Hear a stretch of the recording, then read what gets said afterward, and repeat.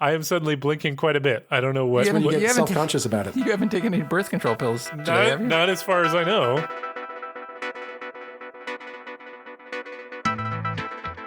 Welcome once again to Free Associations from the Boston University School of Public Health, the Public Health and Medical Journal Club podcast for anyone who is as confused by the latest health study as I am by which direction I am supposed to be looking when I cross the street here in London.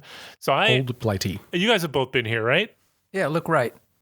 Well, so they have signs on the ground which tell you look left or look right or look both ways. But I find whichever way it tells me to look, I seem to always look the wrong way. I don't know what's going on. Anyway, I am Matt Fox from the Departments of Epidemiology and Global Health at the Boston University School of Public Health, and I am here, as always, with Chris Gill and Don Thea from the Department of Global Health. Hello. Hey, Matt. Hey, Don, you still there? You look like you're having some issues He's not there with your breathing heavily. glasses. He's cleaning his glasses. Yeah, cleaning my glasses. Okay.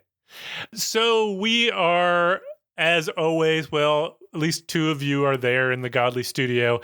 I am here in beautiful, sunny London, which everyone knows is the sunniest place on earth.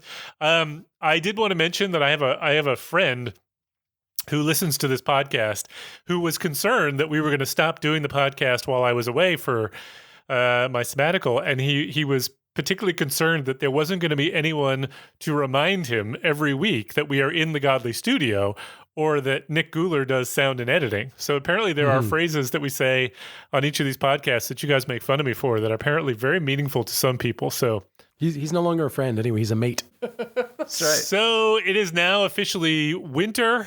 I know it may be cold outside and some of you have freezing pipes and all of the things that go on, at least in a New England winter. They don't seem to go on here. But I have found a place that will warm you right up, and that place is the Population Health Exchange website. Exchange. I knew it. So the Population Health Exchange website is where you can go to find lifelong public health learning tools and programs, as well as classes. I strongly encourage you to head there and check it out. It's at www.pophealthex.org. You can find this podcast there, as well as many other population health learning programs and tools. And as a reminder, each week we remind you, or 2 weeks, fortnightly, we remind you to go ahead and give us a rating on iTunes and all your major podcast sites, and that'll help other people find us. So now on to the show. So today in our first segment, which is our Journal Club segment, we are going to look at a study about a new approach to treating peanut allergies, which potentially could be quite promising. Then in our second part of the podcast, which is our deep dive, we're going to be talking about using artificial intelligence in the process of peer review and what that might tell us about the future of our jobs in general. And then in our amazing and amusing, we will get into some things that have made us laugh out loud or are just made our days a bit better. So let's get into it. In our first segment, segment one, we are going to get into an article that looked at a new way to treat peanut allergy. It was published in the New England Journal of Medicine, and the study was titled AR101, Oral Immunotherapy for Peanut Allergy, and wasn't published under the name of any specific authors, but was instead published under a corporate authorship. I think that's what you call it, or group authorship. So it was published on behalf of the Palisades Group of Clinical Investigators.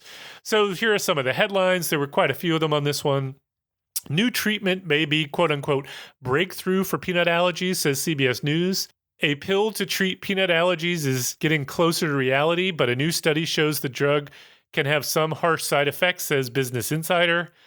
Experimental treatment may desensitize allergic kids to peanuts, says Yahoo News.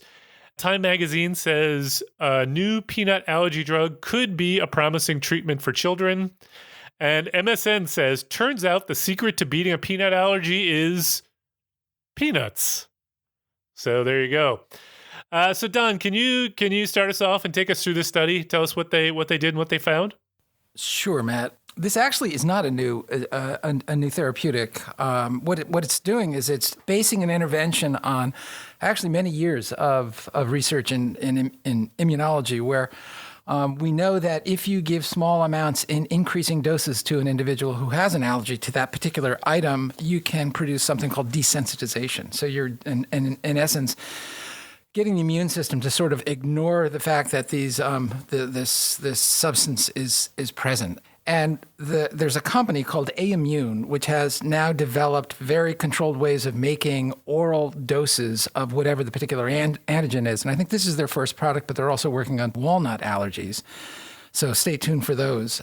But peanut allergy is the one that's by far the most severe, the most potentially lethal, and the most common, I think, of all of the food allergies that Americans or people all over the world face. Somewhere I read that there were 15 million people who have peanut allergy in the United States, 17 million in EU, and about 1.7 million kids. And it can be very, very debilitating. And people can go into very severe anaphylaxis and shock with an unstable vascular system with just very, very small amounts of peanut allergy. So these authors sought to take this product that was produced by Aimmune and put it to the test in the clinic. And so what they did was they mounted an international randomized, double-blind, placebo-controlled phase 3, that's a mouthful, trial to evaluate the efficacy and safety of this product, AR101, in children and adults with peanut allergy. So this was done at 66 sites across 10 countries in the United States and Europe. Inclusion criteria were people who were 4 years old to, I think it was 55 years old, but they really focused in on a smaller group of individuals who were 4 to 17 years of age, thinking that that's the age group in which this is a much bigger problem. So the inclusion criteria were you had to be within that age, you had to have a known peanut allergy, you had to have a positive IgE on a blood test, and you had to have a positive skin test when they tested you by scraping your skin with a little bit of peanut, and you would develop a hive in essence. Their pre-specified primary analysis population was, as I said, these 4 to 17 year of age individuals. And what they did is at screening, they challenged individuals with their reaction to a small amount, about a third of a peanut's worth of peanut. And then they, based on individuals demonstrating that, in fact, they did have that allergy, it had to be shown, they did a 3-to-1 assignment of the peanut product to placebo, and they did a dose escalation of 0.5, 1, 10, 20, and 100 milligram doses. And in essence, what they do is they gave individuals the first couple of doses in succession under observation in the study office, and then every 2 weeks, the individuals would come back and under observation, they would increase the dose until they got to 100, I think it was 100 milligrams. And that would be the dose that these individuals would take every day continuously during the course of the study, and it lasted for 12 months. Then what they did at the end of the trial was to do what was called an exit trial visit, where they again did a double-blind, placebo-controlled challenge, same as before, with increasing doses sequentially over a short period of time. But they also looked at single doses of 300, 600, and 1,000 milligrams. And then they basically assessed the reactions that this would elicit in these individuals. And then later on in the analysis, they would assess that based on what group they were in. And the reactions were assessed blindly by a physician experienced in knowing all the manifestations of peanut allergy. Their primary efficacy endpoint was the proportion of 4 to 17-year-olds who had a response, who were able to tolerate the 600 milligram dose, which was 1,043 milligrams total, because remember, they were giving little bits all the way up to 600 milligrams, so the total amount was 1,043, with no dose-limiting symptoms. They could have symptoms, but it couldn't be severe enough to make them stop escalating the dose at that exit challenge. And then they had some secondary outcomes in different age groups and with different amounts of challenge. And they set up a 15% difference in response rate as being meaningful. So as far as results were concerned, they screened a bunch and ended up enrolling 555. And as I said, it was a 3-to-1 ratio. So there were 499 who were between 4 and 17 years of age. 372 got the allergen, the drug, and 124 got placebo. The baseline was, I thought, pretty well balanced for sex and age, and the baseline tests that they performed on these individuals when they started this out, the IgE and the wheel test. And 72% of these individuals had a history of peanut anaphylaxis, which blew me away, because that's really the most severe manifestations of a peanut allergy. So I think it's pretty remarkable that these people volunteered to be in this test and would be subjecting themselves, 70% of which had previously had anaphylaxis. So the median tolerated dose at screening was only 10 milligrams. As far as the efficacy outcome was concerned, it was, I thought, pretty remarkable. There were 250 people who took the medication, or the peanut allergen, and 67% of them were able to ingest 600 milligrams at the exit interview with only mild symptoms versus 4% in the placebo group, which is a 63% difference. There were, in terms of needing rescue epinephrine, as these signs and symptoms developed during this exit interview, they needed to be rescued with a shot of adrenaline. That was necessary in 10% of the individuals in the active arm, and 53%, fully 53% of the people who got placebo needed an epinephrine rescue. And the total epinephrine used during the scale-up and maintenance period, so the 12 months while they were in the study, was 14% in the active group versus 6.5% in the placebo group. And 11% in the active group withdrew, and 2.4% in the placebo group withdrew, largely because of some of these manifestations. And there were some secondary endpoints which had similar findings. And there were some serious adverse events which amounted to 5.6% in the active group and 1.6% in the placebo. So my reading of the results were that this was a really pretty profound effect in terms of dose escalation and the maintenance for meaningful symptomatic allergic reactions. Yeah, I just want to repeat this because I just think it bears repeating, which is that what you said was there was a 63% difference between the intervention and the control arms. That's an absolute difference. That's not a relative. That's not a relative risk of 1.6, right? That's not a 60%. That is a 63% absolute difference. I mean, that is astounding. We don't see that very often. Assuming this is a meaningful effect, but that's an astounding effect size. Chris, give us your take on this study. Sure. A couple interesting points. So, the listeners may be wondering why, since this AR101 is basically peanut allergy mixed with flour, oat flour, right? Peanut. Basically peanuts mixed with flour. Why not desensitize using actual peanuts? And the answer is that when you are, what you're trying to do is like the risk of a peanut allergy is that sudden, inadvertent exposure to peanuts could lead to anaphylaxis and death. And so what they're trying to do here is to create a standardized, peanut dose with a constant source of antigen and therefore a constant source of a predictable antigenicity in terms of its ability to induce severe allergic reactions. And so it allows you to sort of take, control of the desensitization process in a way that is much more convenient, and particularly because it's oral. And so, almost every one of us knows someone who has some form of allergy, and they go and get allergy shots. And what allergy shots are small injections of the allergen itself with the same intent as here, which is to gradually deplete the IgE molecules that trigger the histamine response. Exactly how it does it, we don't really know, but that's the general paradigm. And that is a difficult and fussy thing to do and requires needles, which children obviously can't stand. But here we have the opportunity to do this orally, which is a huge advance. So I thought that, what we're looking at here is sort of a paradigm change in terms of how pediatricians can practically deal with peanut allergy going forwards. The devil is sort of in the details.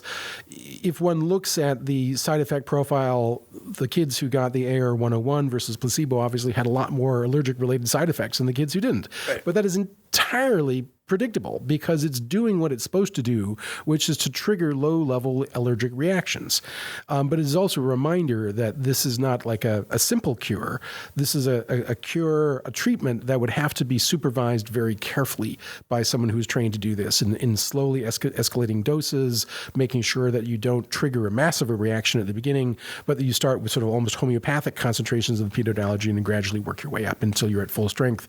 And then you can take this tablet, this sort of peanut standard standardized protein every day for the rest of your life and significantly, reduce the risk that you're going to suddenly, have that bite of pad thai and die on the spot. Yeah, it's not likely to enable you to be able to eat peanut butter and jelly sandwiches. It's really to make you safer in the environment. In comparison to sort of exposure to peanut dust that happens to be in the air, or somebody next to you that's spraying peanut antigen in your direction. That's right. And you still probably have to carry around your EpiPen, and you still have to take this medicine. And I would assume, based on other desensitization, that if you were to stop taking this drug every day, at least, if you stop taking it for a considerable period of time, maybe a week or 2 or 3 or who knows how long, that you would resensitize. And so you would then have to go through the gradual dose escalation again. Right. So it's not, we're not painting a pathway of simplicity here like the peanut allergen problem is solved, but this is still nonetheless a really right. This is not the peanut allergy vaccine. Step forwards. Yeah, exactly. Yeah. So it's very, very cool. Yeah, it's an impressive study. I mean, the fact that it was a randomized trial gives it a little bit of, extra oomph in my mind, because you got the reasonable balance on these baseline factors. I want to pick up on something that we started to talk about in the last episode, which is the Bradford Hill criteria, because as I said to you, they're not something that I usually spend a lot of time thinking about. I'm not the biggest fan of them, but the two things that do sort of generally pop into my head are the issues around strength of effect and dose response. The idea with strength being that the bigger the effect size, the more likely it is to be a real effect.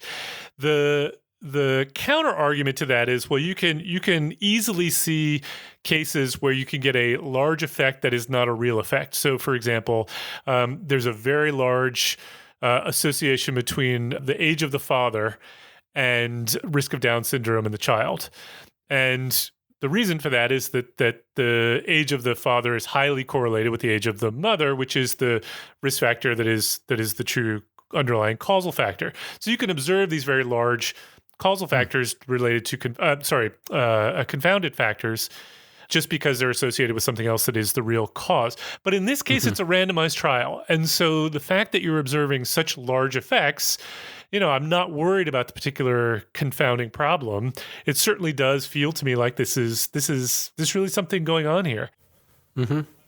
I do always want to put in that caveat that I find that anything that gets done in trials, the effect sizes that we observed in real life are never as big as the effects that we observe in the trial. But this is a huge effect size. And I do think that it adds to the weight of the evidence in this case. What other things popped out to you guys? The other thing I think that's helpful is that they also measured some of these non-symptomatic effects in terms of the IgE and other reactions, and those were consistent with the clinical effects that they saw, which in my mind strengthens our understanding of how solid these results might be. Plus, we're recapitulating a known strategy for dealing with allergies. It's just that we happen to be doing it orally in this case with a standardized product. It's a much better delivery vehicle. Yeah, in essence, much simpler. Yeah. One totally trivial thing that just sort of irritated me as I was reading this. I don't know if you guys picked up on this, and this is really not important in any particular way, but annoying. So, tell us about it. At multiple points, including in the detail. abstract, at multiple points in the paper, including the abstract, they had a statement to the effect of efficacy was not shown in the participants 18 years of age and older. They said that at least 3 times and maybe 4 times in the paper. Right. I was like, why are they making such a big deal about that, given that the 18 years and older were totally underpowered?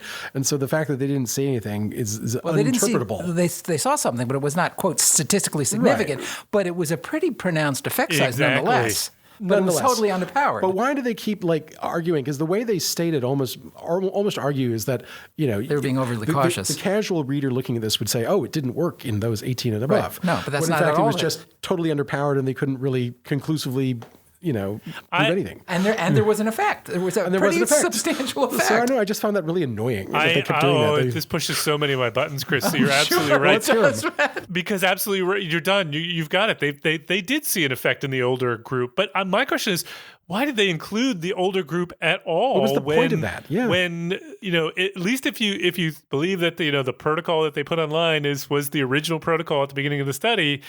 that which I assume it is, that they sort of say up front, we're never going to have, the group that we actually care about is the 4 to 17, and those are the groups that we're going to be able to enroll. Why didn't they just exclude the older ones, since they were never going to be able to say anything unless you're just looking to generate some preliminary data? But again, that could have been reported separately. I found it quite weird.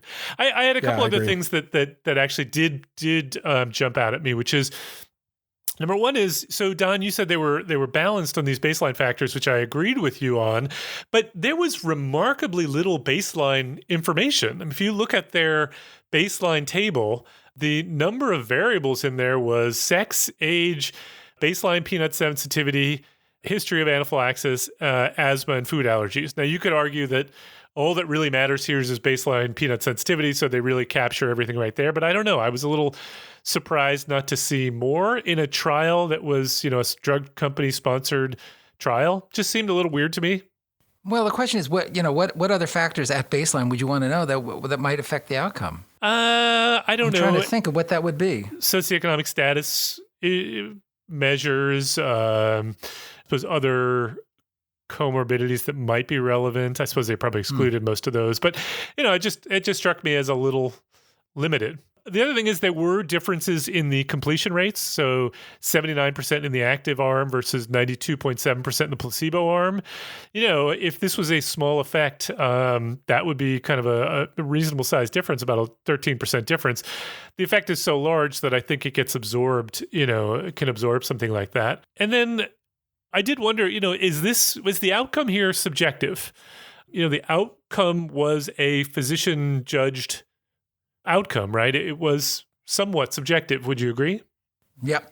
Mm-hmm. Now they were blinded, so no reason to believe that the reporting on it would be any different. But and apparently they were observers who were experienced at dealing with these kinds of reactions. They used the double-blind, placebo-controlled food challenge, otherwise known as the I thought that was really clever. Otherwise known as the DBPCFC, as they abbreviate it.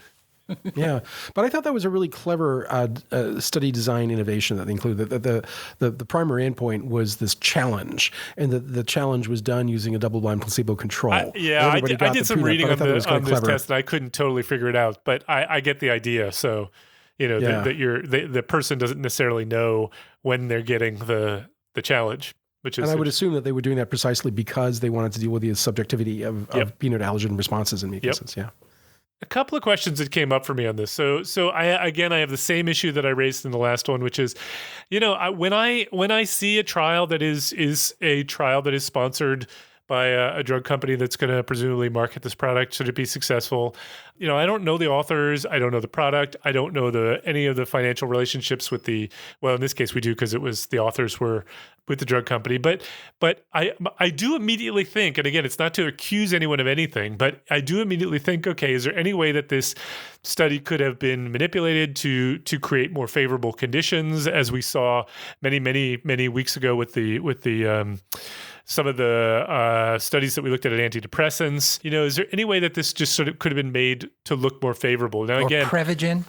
Or Prevagen, yeah. Mm-hmm. I don't think that's going on here. I mean, again, with effect sizes this large, I think the only way you'd be worried is if there was probably outright fraud. But still, that is the process that I go through when I see things sponsored by for-profit companies. Yeah, fair point. And I as you said, the evaluation of some of these reactions at the exit test challenge were subjective, but they also did a bunch of laboratory testing. They did testing of blood and looked at certain soluble factors and certain cellular responses that you would expect would be affected by the particular approach that they took. And those, the way I read it, were consistent with the clinical findings. So it's not as if they could have manipulated those in any way. Yep. By the way, when it comes to the conflict of interest, I've actually never seen as much detail in describing the financial relationships and who did what, and as there is in this study. I mean, it's incredibly transparent, which I thought was quite interesting. I also really appreciated the way that they described the writing process, that they had this team of 12 writers. Yeah. And they say in the methods that 5 of the writers worked for the company and the other 7 did not, but they all reviewed the manuscript and commented on it and had independent access to the data and were not pressured to come up. I mean, I thought that was quite commendable. They took up an extensive amount of their 3,500 words or whatever it is to say that. And I think that pushed some of the things into the supplement. And I always wonder, like, how much should I be forced to look in the supplement for information, or should the supplement just be there for, backup information? Yeah, this is a great question. I've wondered also whether the whole move to park more and more data in the supplement section could be abused in some way as a way of sort of hiding dirty laundry, knowing that most individuals are not going to have the bandwidth. That's what we have reviewers and editors for. I was going to say, I don't have time to read the supplemental stuff either. I agree with you, Chris, but I think in this day and age, all it takes is one person to find it, and then you put it out on the internet, and it becomes a big thing. So I worry about it too, but I don't think it's as big a deal as probably it was. Well, I suppose we didn't have these back in the day, but before the internet. One thing I did note though was, did you notice that well, you probably didn't, because I'm guessing you guys didn't read through the appendices in detail, but they do not. They're required to say what their data sharing agreement is, and their data sharing agreement is they do not agree to share data. Really? Yeah. Oh, really? Which I suspect, and they explained it. Flatly said no. And they explained that it's data. Because of the, it's this is for a commercial product and FDA approval and all that. But I'm just, that doesn't really pass muster with stuff. I don't think I could get away with just saying thanks, but no thanks. So I was a little surprised by that. Yeah. And then my last question for you guys is, so one thing you mentioned, Don, was this was a 3-to-1 randomization, not a 1-to-1 randomization. What's the logic for 3-to-1 randomization? I mean, the logic for randomization in general is that you have equipoise, that it should be equally as likely that this works as it doesn't in order to do a randomized study. So if that's the case, it would seem 50-50 is the logical balance. Now, there's no harm in terms of validity. You can randomize it in any distribution you want to minimize the confounding, as long as you get large enough numbers. But I'm just curious why you would do the 3-to-1. Well, I know we used to do that too at Novartis, and the main reason was that we wanted to maximize our opportunity to observe safety signals coming off of our product. And since we had access to, sometimes dozens of previous studies in similar populations, we were really less concerned about what was happening in the control group because we could look at that across studies, whereas what we really wanted to do is maximize experience using the product. So my guess is that's what they're doing here. Okay, so I'll take the last word, which is that a couple of things that stood out to me. So I don't know why I thought this, but when I read the abstract of this article, I felt like I got 90% of what I needed from the abstract. The abstract contains so much of the information that I needed that after I read it, I didn't feel like I got all that much more. Not that I didn't get more, I did, but it was incredibly complete. The only thing I didn't get was I had no idea what the product was. So I didn't know what it was really that they were testing from the abstract. It was AR 101. Yeah, AR but I don't know what that AR 101 is. is. I thought that was a Star Wars character. Sounds like it. It said a peanut-derived investigational biological oral immunotherapy. Yeah, I don't know what that is. But anyway. Yeah, it's purified peanut protein. That's because you didn't go through medical school. Again, they had a very short introduction, 238 words. I have always targeted, did I say this before? Did you count them? Yeah, well, I did. It's not written on there anymore. I did not count it by hand, if that's what you're wondering. But I always target 500, 1,000, 1,000, 1,000. 500 for the intro, 1,000 for each of the remaining 3 sections. I don't know. Am I just crazy in doing that? No, that's about right. And the other thing is, so I know you guys probably didn't read the appendix, but 5 pages of their 23-page appendix are author information. So this study had, 60 sites? Is that what it was? 66. What's that? 66. 66 sites for 551 patients, right? So less than 10 patients per site. It does make me wonder how standardized the protocol was actually followed when you have that many sites. But anyway, small stuff, very small stuff, and I will leave it at that. Okay, so let's move on to our second segment. So in our second segment, we wanted to talk about an article in Nature. It was entitled AI Peer Reviewers Unleashed to Ease the Publishing Grind by Douglas Heaven. Douglas Heaven. Am I right that it was in Nature? Because I'm confusing myself here. I just want to make sure. Yeah, Nature. And the basic premise of this was that there is this company that is working on and has started to put out artificial intelligence products that are designed to help with the peer review process. So these tools can do natural language processing that can then go through articles and look for certain things that you have programmed it to do or taught it to do, depending on how you look at it. So, these products already exist for looking for plagiarism. So you can have this tool that goes through and tries to identify and compare to other things that are available, whether or not any of the pieces of the article have been lifted from other places, or in fact were just repeated by the authors and repackaged and resold. And they've also got tools now that can actually check some of the statistics that are in articles. So can't do everything, but there are certain statistics that can be logically inconsistent the way from when you present them. And this can look for some of those inconsistencies and flag them. So it's not really a product at this point that is going to do, but it could also sort of pull out keywords from articles and then essentially create a summary of that article. It seems very similar to what we already do with an abstract. But I'm not interested, I have to admit, I'm not interested in the specifics of this product or the article's general premise so much as what I'm interested in is the idea of to what extent do you think artificial intelligence is, and let's just start with peer reviewing, but eventually we can get into the bigger idea, is, can do a good chunk of what we do already. And if we think of artificial intelligence as something that is going to get better and better over time, what are the things that we think, eventually computers can be doing for us that hopefully are going to make our jobs easier, but not actually replace us. And hopefully the robot army will never take over. What do you guys think about this? It's a tough one for me because I don't know enough about artificial intelligence, and it's the flavor of the month at this point. And there is so much energy being put into thinking about all of the manifestations and all of the magical things that artificial intelligence can do. I'm not convinced, although my mind is open and I would like to be convinced, but I find it hard to believe that artificial intelligence could eventually be developed to such a point that it would take over all of the aspects of peer review. I mean, certainly it can do the calculations, certainly it can test models, certainly it can do all the rest of that stuff. It might even be able to assess the generalizability or look at the results with respect to the context or the generalizability. I'm not convinced, and I'm particularly not convinced by the idea that AI will continue to develop and will just get smarter and smarter and smarter and smarter until it'll eventually cross that threshold. I'll believe it when I see it, but I'm skeptical. Mm-hmm. Chris?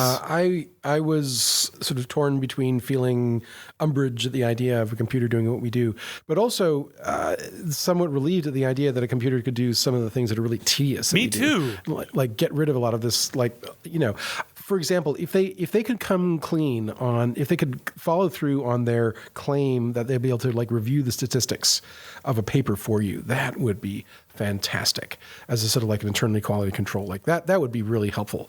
But on the flip side, if the editors are using artificial intelligence to try to decide, is the topic of this paper of relevance?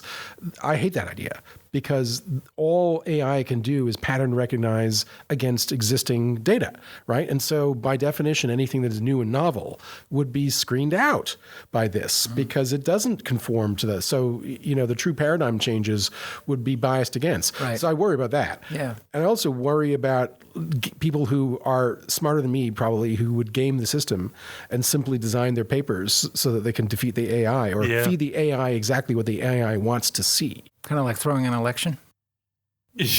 So I do think that AI is more than pattern recognition. I do think that AI is going to be able to do a lot more than just sort of interpreting data simply and comparing it to other patterns that it recognizes. I think it's going to be able to do a fair bit more than that. Now, I tend to agree with you, Don, and both of you actually, that I don't ever see certainly not in my lifetime. I don't see a computer being able to simply do the peer review process. I see that as a task that is so complex for many of the reasons that you've raised, that a machine is not going to be able to do it. But could a machine make the process easier by filling in some of the gaps for us in places that we may not have all the expertise? I think it potentially could. Where I think AI has the potential to do a lot for us in the field is, I think when it comes to observational epidemiology, I think that as more and more data becomes available in large databases, that and those databases are accessible to computers. They can be networked and stitched together in real time. That computers are going to be able to get better and better at distinguishing correlation from causation.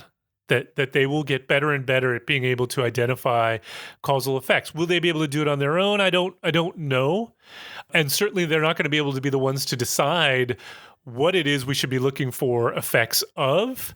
But I think that, as we go forward, AI is really going to do a lot of our jobs. I'm not sure I quite understand how you're envisioning this, because are you saying that with a sufficiently large database of similar trials looking at the same sort of phenomenon, that those data and those conclusions will be able to be scraped from the world's literature and used in a comparison to be able to show causality? No. Sorry, that's not what I was getting at. So we're always going to need, I think we're always going to need humans to design and run the trials. What I'm getting at is the cases where we're trying to infer causation from observational databases. That is difficult for us as humans to do, but we come up with models and we, use statistical methods to try and adjust. But we are not very good at always figuring out what the right model of the universe is, because we're often dealing with it one person at a time. And I think computers, one of their benefits is they can gain experience with and read in all the information that's coming in and look for these patterns in databases. So that might be a hospital claims database. It might be a prescription database, might be just, receipts from the grocery store, that it can mine that information, but not just mine it for correlations, that it will get better at figuring out when it's looking at correlations and when it's looking at causal relationships, and to be able to tell us that. And, I think that's going to help us in our jobs, but I don't think, I don't think it's ever going to be able to, obviously do trials or interventions that are going to back up those observational studies. So a long way to go. Witty comments. Yeah.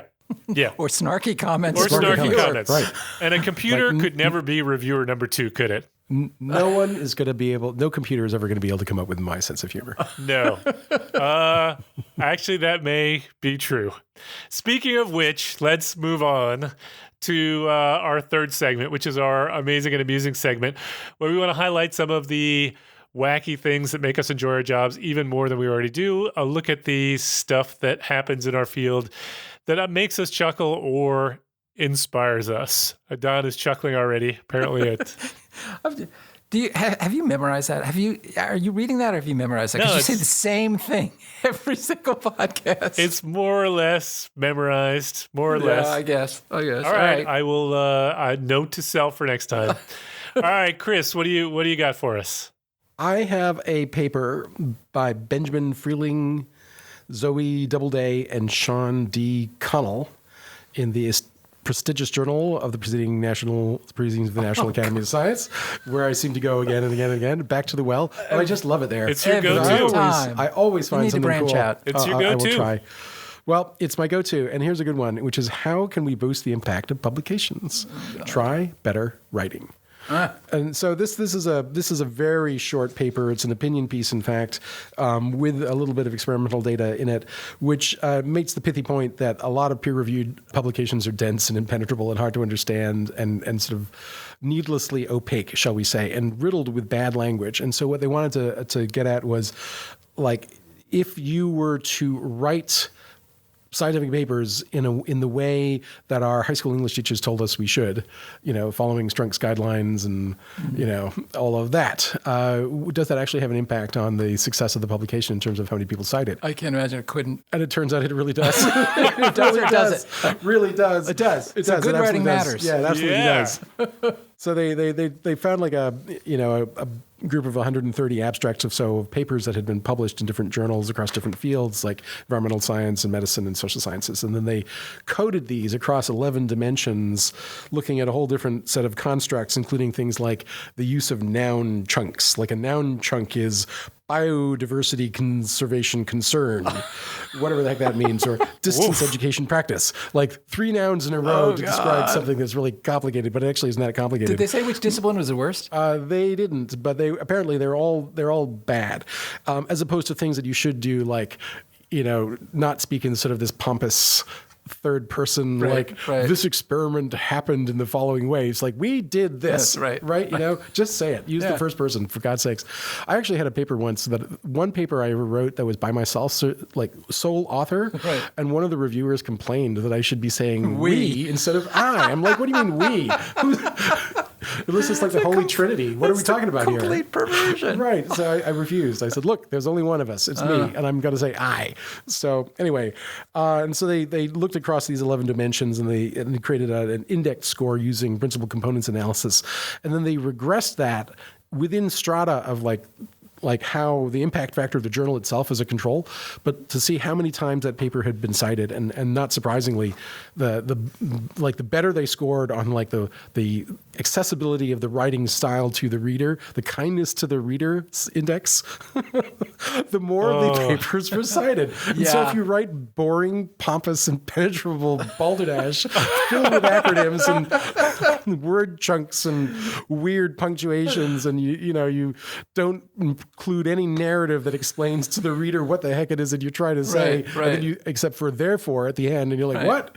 That it doesn't get cited very often. And like for the high impact factor journals, those with an impact factor of 12 or more, they found that those papers that scored high on the readability index were cited 74% more often than the ones that were low on the index. Makes How about sense. that? Makes So sense. just write like normal English, for God's sakes, and none of this sort of ridiculous science stuff that we see all the time. It just drives me crazy. Here. I totally agree. Drives you crazy. Oh, jeez. Like, it's a punishment. It is. And we're not known for our writing style. Oh, and like when you get an introduction that goes over for 4 pages, and at the end you don't know what the paper's about, and you just want to like tear your hair out. I know. As you've done, Chris. That's a good one. Happened. Thanks, Chris. That's how it happened. Thanks. All right, so I'm going to go second, and I've got a paper that was it was actually a correspondence in the journal Nature. So the 3 of us, we have to go to conferences from time to time, and we have to listen to talks by various speakers. How many talks can you listen to in one day before you just totally tune out? One. Yeah, one. And how long into a talk? How long into a talk before you start to zone out? About a minute. Yeah. Okay. Well, so then I go to the art museum in the town after that. So this article was by Professor Robert Ewers, right here at Imperial College in London. I'm also at Imperial College this semester, but is at a different campus, so I can't go knock on his door to find out more about this. But he wrote this article, this correspondence in Nature. It is exactly 3 paragraphs long, and it is entitled "Boring Speakers Talk for Longer." So that's probably true. I like it. I will just read you the middle paragraph, which says, I investigated this idea, the idea that boring speakers speak for longer. I investigated the idea at a meeting where speakers were given 12-minute slots. I set out on 50 talks for which I recorded the start and end time. Masochism. I decided whether the talk was boring after 4 minutes, long before it had become apparent whether the speaker would run over time. The 34 interesting talks lasted on average a punctual 11 minutes and 42 seconds. The 16 boring ones dragged on for 13 minutes and 12 seconds, thereby wasting a statistically significant 1.5 minutes. That he'll never get back. For every 70 seconds that a speaker droned on, the odds that their talk had been boring doubled. That is so true. There you go. So true. Keep it short is the message. That's right. Don, what do you got for us? All right, so I have a journal that I could only get the abstract to because our library does not subscribe to it. So it's the Journal of the American Society of Ophthalmological something or other. Okay, that's one of my favorites. Yeah. So this is published in 1994 by Yolton, Lopez, Bogner, and Stevens. And the title is The Effects of Gender and Birth Control Pill Use on Spontaneous Blink Rates. What now? Yeah. So I had no idea, but apparently there are two major reference works which suggest that men and women blink spontaneously at different rates. But they disagree with regard to which gender blinks faster. So what they did was they enrolled 59 males, 86 females, 44 of whom were taking birth control pills. They were measured for 5 consecutive minutes. And it turns out that females taking birth control pills blinked at a mean rate of 19.6 times per minute. Females not taking birth control pills blinked at 14.9 times per minute. Males blinked 14.5 times per minute. So there were very large differences between blink rates in individuals in each group. No strong associations were found between spontaneous blink rates and a history of contact lens use, tear breakup time, Schirmer test results, temperature or humidity in the examination room, subject age, or menstrual cycle phase. So the 32% increase in mean blink rate for females taking birth control pills suggests that the pills affect at least one of the mechanisms that control spontaneous blinking, but it is unclear on how they accomplish that. Wow, that is weird. Who would have thought? Who would have thought? Wait a minute. Do we believe this? All I have is the abstract, so we can't do a very deep dive, thorough analysis. I'm not sure that I do, but apparently they mounted this study based on others who had made this observation. So, why you would pursue that particular? No pun intended, but were they blinded to the birth control use? Who? When they were doing the counting? Don't know. So, Again, all I have is the abstract, so I can't go into because in more the Journal depth. of Ophthalmology, you would worry about observer bias. But I think it's a very potential observer bias. God. Okay, I have to say, as soon as you started talking, I have now started blinking quite a bit. So I don't know if that's something that is spontaneous. I mean, contagious, like yawning, but I am suddenly blinking quite a bit. I don't know what. When you get self-conscious about it. You haven't taken any birth control pills today, have you? Not as far as I know.